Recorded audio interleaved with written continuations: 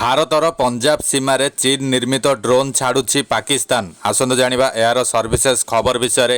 ଲୋକସଭା ନିର୍ବାଚନ ସମୟରେ ପାକିସ୍ତାନ ପଞ୍ଜାବରେ ଡ୍ରୋନ୍ ମାଧ୍ୟମରେ ଅସ୍ତ୍ରଶସ୍ତ୍ର ଏବଂ ଡ୍ରଗ୍ସ ପ୍ୟାକେଟ୍ ପଠାଇବା କାରବାର ବୃଦ୍ଧି ହେବାରେ ଲାଗିଛି।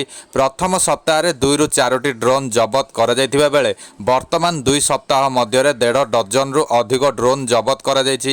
ପଞ୍ଜାବରେ ବିଏସ୍ଏଫ୍ ଯବାନମାନେ ମାତ୍ର 24 ଘଣ୍ଟା ମଧ୍ୟରେ ଆନ୍ତର୍ଜାତୀୟ ସୀମାର ସୀମାବର୍ତ୍ତୀ ଗ୍ରାମ ଅଞ୍ଚଳରେ 3ରୁ 4ଟି ଡ୍ରୋନ୍ ଉଦ୍ଧାର କରୁଛନ୍ତି।